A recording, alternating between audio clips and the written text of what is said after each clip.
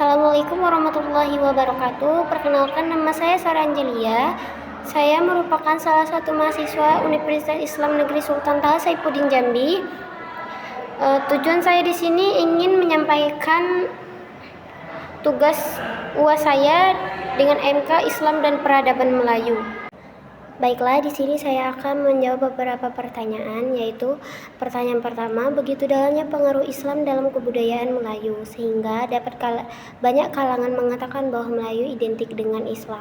Berdasarkan pemahaman saudara, jelaskan bagaimana pengaruh Islam dalam kebudayaan Melayu.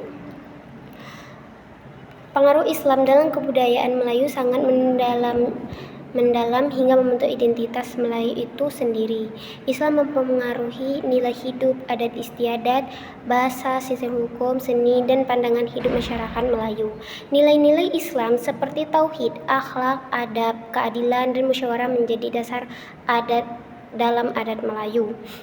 Bahasa Melayu juga diperkaya dengan istilah Arab serta tulisan Jawi, berkembang sebagai media dakwah dan administrasi.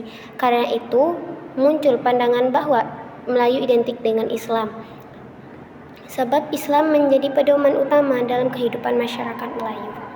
Baik, di sini saya akan menjawab pertanyaan kedua, yaitu pertanyaannya, kedatangan Islam menandakan awal mula satu zaman baru dan berakhirnya satu zaman lama.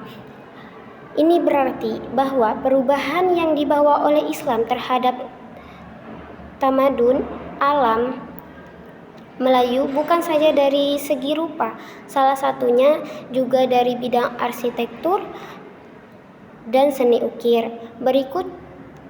Berikan contoh perubahan yang dibawa oleh Islam terhadap alam Melayu dari bidang arsitektur. Oke, saya akan menjawabnya. Masuknya Islam membawa perubahan besar dalam arsitektur Melayu, terutama pada bangunan keagamaan dan istana. Contohnya, yang pertama adalah pembangunan masjid sebagai pusat ibadah dan sosial, seperti Masjid Agung dengan atap bertingkat atau bukan kubah pada awalnya. Yang kedua ada motif seni ukir, berubah karena bentuk makhluk hidup ke motif geometris, flora, dan kaligrafi Arab. Yang ketiga yaitu contohnya itu arah bangunan, yaitu masjid disesuaikan dengan kiblat. Yang contoh yang terakhir itu istana dan rumah adat mulai mencerminkan nilai Islam seperti ruang khusus ibadah. Perubahan ini menunjukkan perpaduan antara nilai Islam dan budaya lokal Melayu.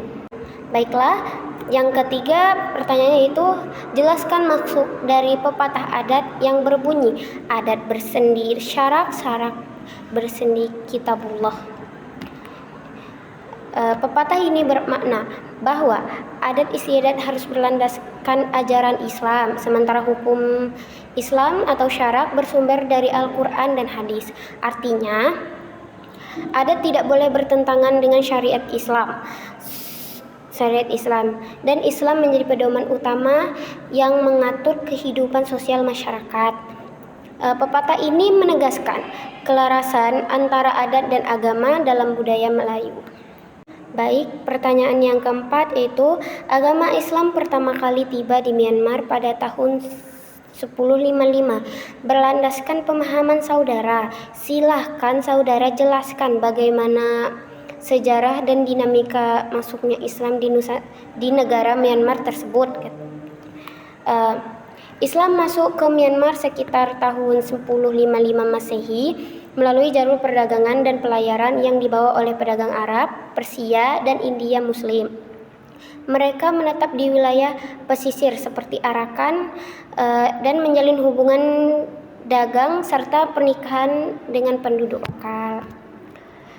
Islam berkembang secara damai, terutama di kalangan komunitas pedagang dan masyarakat pesisir.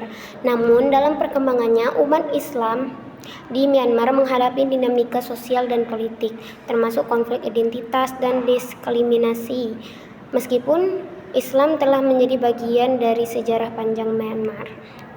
Baik, pertanyaan yang terakhir, yang nomor 5, yaitu sejarah masuknya Islam di Jambi tidaklah tunggal. Teori Islam berasal dari Arab, teori Persia, dan teori India. Bahkan Hadratul Maut, Yaman menjadikan wacana tentang masuknya Islam di Jambi menjadi kaya. Bahkan tutur di tengah masyarakat juga menyebutkan Islam berasal dari Turki. Jelaskan bagaimana sejarah masuknya Islam di Jambi. Masuknya Islam di Jambi berlangsung secara bertahap dan melalui satu jalur tunggal.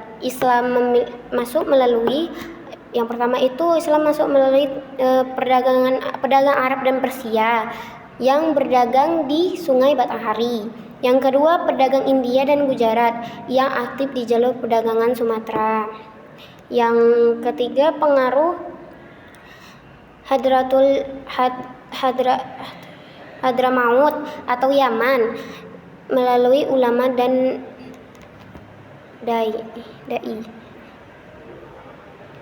Yang terakhir, bahkan pendapat cerita lisan yang menyebutkan pengaruh dari Turki. Islam kemudian berkembang pesat melalui peran ulama, kerajaan Islam, dan akulturasi dengan adat lokal, hingga akhirnya akan menjadi agama mayoritas yang membentuk identitas masyarakat Jambi. Baiklah, itulah yang saya dapat jawab dari MK Islam dan Peradaban Melayu. Saya ucapkan terima kasih. Assalamualaikum warahmatullahi wabarakatuh.